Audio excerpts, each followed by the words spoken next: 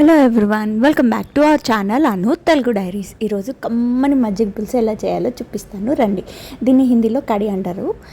యూజువల్గా మజ్జిగ పులుసు మామూలుగానే చేసుకుంటాము, కాకపోతే ఇందులో బజ్జీలు కూడా యాడ్ చేస్తామన్నమాట. సో ఫస్ట్ బజ్జీల కోసం అయితే శనగపిండి తీసుకున్నాను. అందులో కొద్దిగా పసుపు, ఉప్పు, కారము వేసి బాగా మిక్స్ చేశాను అనమాట. కన్సిస్టెన్సీ ఇలా వచ్చేలాగా కొద్దిగా సోడా కూడా వేసాను. ఇన్ కేస్ మీరు వద్దు అనుకుంటే సోడాని కంప్లీట్గా అవాయిడ్ చేసేయచ్చు అనమాట, ఇష్టం ఉంటే వేసుకోవచ్చు.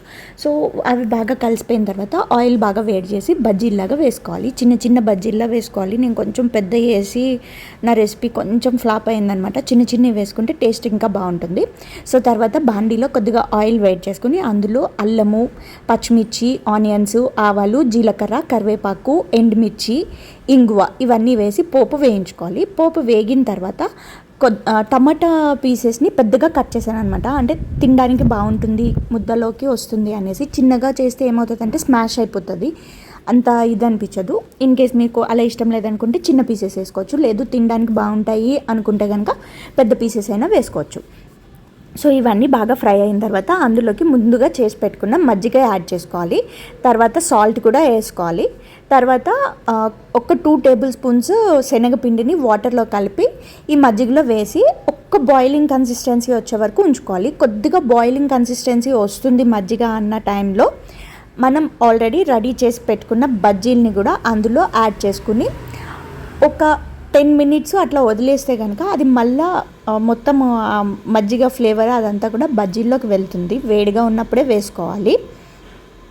సో బజ్జీలు యాడ్ చేశాక మాత్రం ఎక్కువగా కలపొద్దు. కలిపితే ఏమవుతుందంటే బజ్జీలన్నీ కూడా మళ్ళీ విడిపోయే ఛాన్స్ ఉంటుందన్నమాట. తొందరగా నానిపోతాయి, వేడి మీదే కదా. సో దానికోసం అనేసి.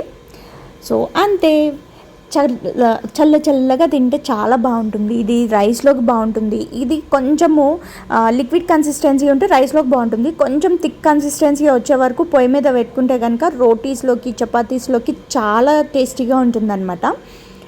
సో మనకి వేడిగా తినేయాలి అనుకుంటే ఇట్లా వట్టిది కూడా తినేయచ్చు. చల్లారిన తర్వాత ఫ్రిడ్జ్లో పెట్టుకునైనా తినచ్చు.